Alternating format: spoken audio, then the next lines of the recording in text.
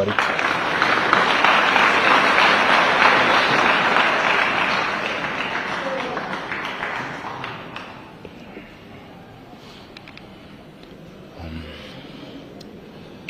My sister Beatrice and my brother Brian, Uncle George, it was good to see you.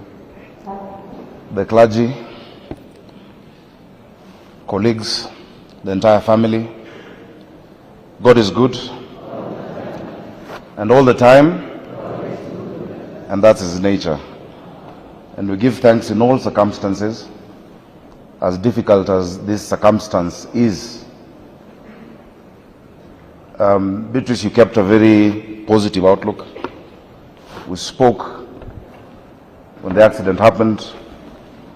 We spoke, I remember the last message you sent on Sunday saying it is tough, but we serve a faithful God. I pray that you may remain with that grace and that faith in God. So please receive my condolences, and from your friend and your nickname, my wife Beatrice, and from my family, and from all the people of Nairobi. We're here with you.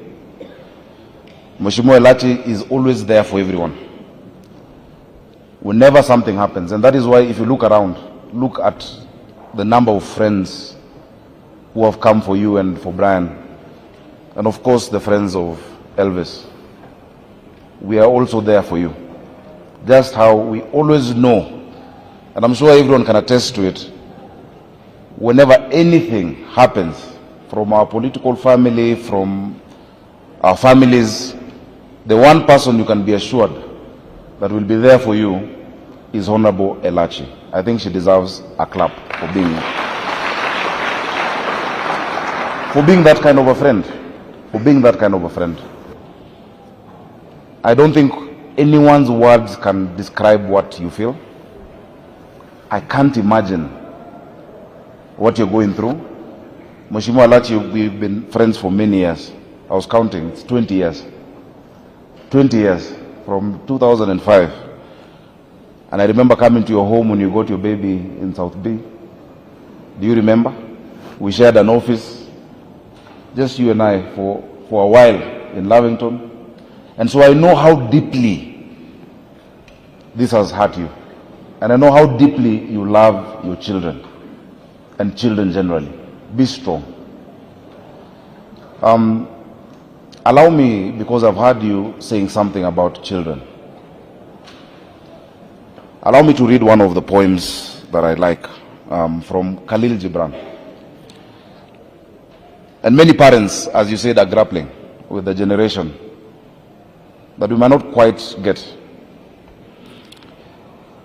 Khalil Gibran in 1883, from 1883 to 1931 was his life, and he has a lot of wise words in a treatise called The Prophet.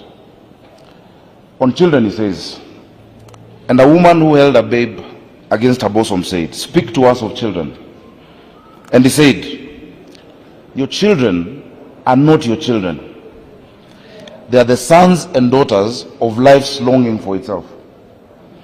They come through you, but not from you. And though they are with you, yet they belong not to you. You may give them your love, but not your thoughts, for they have their own thoughts. You may house their bodies, but not their souls, for their souls dwell in the house of tomorrow, which you cannot visit, not even in your dreams. You may strive to be like them, but seek not to make them like you. For life goes not backward, nor tarries with yesterday. You are the bows. This is the part that I love the most. You are the bows from which your children, as living arrows, are sent forth. The archer sees the mark upon the path of the infinite, and he bends you with his might, that his arrows may go swift and far. Let your bending, parents, let your bending in the archer's hand be for gladness. For even as he loves the arrow that he flies, so he also loves the bow that is stable. You have done your part. You did your part as parents. The rest we leave to God. Be assured that we remain with you. Be assured that you're in our hearts and prayers, and we support you. And as we told you, whatever you need, we are here for you. I'd like to recognize former Deputy Governor and incoming PS, Karugu. She's here with us as well. I saw some officials from Nairobi County. Please stand. We have Waziri Brian Mulama, who is your friend. We have Mukabwa from Nairobi Water Company. He's a director. He's in the board. And we have Oscar Gaida, a chief officer from the county government. Asanteni sana na Mungu awabariki. Thank you.